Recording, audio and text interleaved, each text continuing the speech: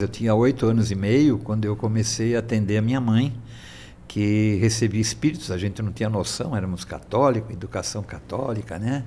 E a minha mãe e meu pai atendiam a minha mãe e conversava com esses espíritos, né? Ele também não tinha noção. Através da sua mãe? Da minha mãe. A minha mãe começava a falar coisas lá que não tinha nada a ver, e eram espíritos normalmente que estavam desencantados, não sabiam o que estava acontecendo, não sabiam que tinham morrido, entendeu? E meu pai falava, e eu morava num quarto de cozinha, eu ficava num cantinho lá atrás, sem meu pai ver, porque ele não queria que eu assistisse. E aí eu ficava lá ouvindo e meu pai falando com a minha mãe, que não era minha mãe. Aí um belo dia meu pai começou a trabalhar à noite, meu pai era peão, né? Meu pai bem simples a gente, né? E meu pai começou a trabalhar à noite, então dava aquilo na minha mãe falava, Roberto, eu vou para a cama que está me dando aquela coisa. E ela não sabia o que era, porque ela era totalmente inconsciente. Ela deitava na cama, pronto, já não era mais ela. Aí o espírito falando o que está acontecendo, né? Eu estou pedindo ajuda, eu tenho fome, eu tenho sede, eu estou descontente com a minha casa, com a minha família, porque eles não me recebem mais. Então teve aquele caso que eu já contei, né? Que um belo dia esse espírito veio pela minha mãe e eu falei para ele, você já morreu. Eu era garotinho, não sabia falar desencarnar. Sabia isso. Você já morreu, você está falando pela minha mãe, você não percebe que a minha mãe, a sua voz está saindo na minha mãe? Aí eu lembro que eu deixei o espírito assim meio, né, como dizendo, é mesmo, né? Aí eu falei, então, você já morreu, o que você precisa? Ah, porque eu não morri não, eu estou aqui, eu estou me sentindo bem. Eu falei, mas o teu corpo, eu não estou vendo você, né? Eu falei, como é seu nome? Me deu o nome, eu não me lembro mais. Aí eu falei para ele, então vou fazer o seguinte, peguei um papel e caneta, lápis, sei lá, e comecei a anotar o seu nome, onde que você mora? Eu moro na cidade de tal, interior de São Paulo. E o que você deixou, a família? Ah, deixei minha mulher fulana, deixei meu filho mais velho Beltrano, o filho do meio Cicrano e o outro, o que vem mais depois do fulano, Beltrano, Cicrano, quem mais? E o fulano. Bom... Aí eu anotei tudo aquilo, só que eu esqueci de perguntar se por acaso tinha telefone na casa dele, porque isso aí era ainda milênio passado, né? Né? Com 8 anos, eu tinha 11 anos quando aconteceu isso aí, 11, eu sou de 44, é 1955, gente. Tá?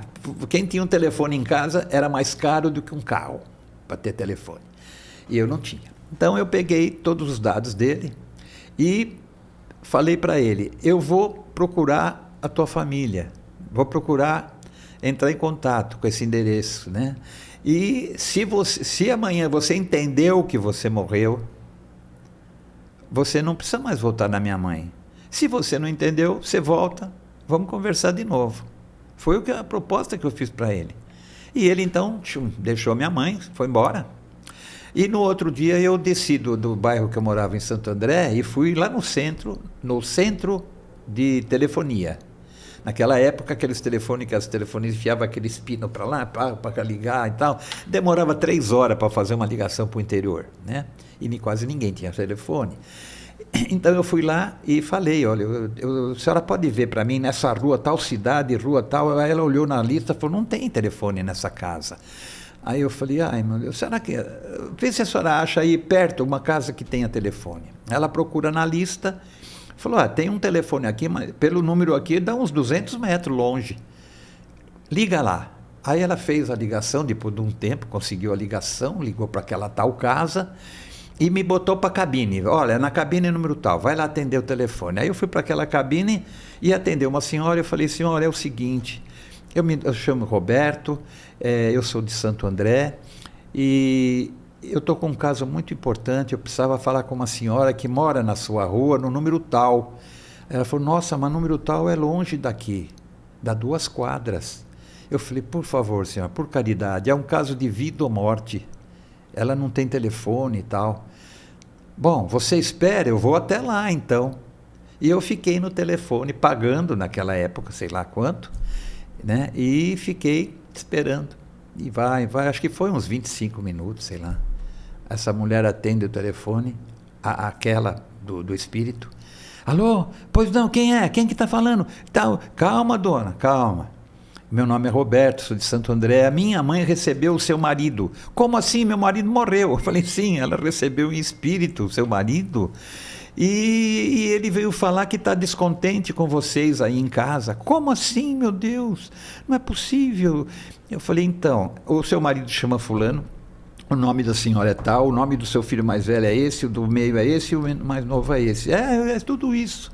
Então, eu consegui ligar para a senhora porque eu falei para o seu marido que vocês vão explicar para ele e para mim o que aconteceu com ele.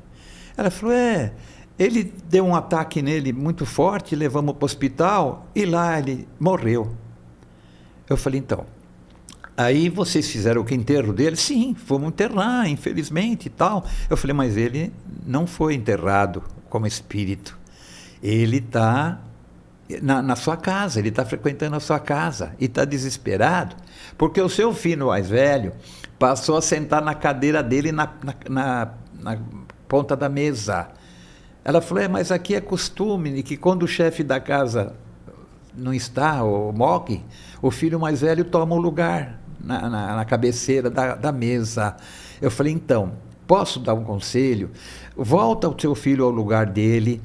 Quando vocês estiverem tomando café, ou almoçando, ou jantando, a senhora comenta com os filhos, filho, que pena que o papai morreu, né? É mesmo, mãe, pena que o papai morreu. Essa palavra vai surtir efeito para ele, porque ele não acredita que morreu. Ele fala que ele está sentado na cadeira e o filho mais velho senta em cima dele, que ele fala com vocês, vocês não ouvem ele. Então, ele morreu, mas ele vem aqui, eu falo, está aí, ele está na sua casa. E ele falou através da minha mãe e estava se queixando que a família não dá mais atenção para ele depois daquele dia que deu no coração. Ele se sente discriminado. Ai, meu Deus, então tá, garoto, eu vou fazer isso sim. Deve ter feito, porque eu não fiquei sabendo mais, deve ter feito porque o espírito não voltou na minha mãe. Não veio se queixar, não, eu ainda não acredito que eu morri. Ele deve ter acreditado, deve ter dado tudo certo. E a coisa caminhou bem. Então, é um caso muito interessante, né? O que você achou desse corte? Coloca aqui nos comentários a sua opinião sobre esse tema.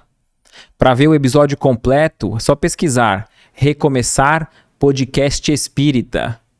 E caso tenha ficado alguma dúvida sobre a doutrina espírita, é perfeitamente normal. Procure ler as obras de Allan Kardec.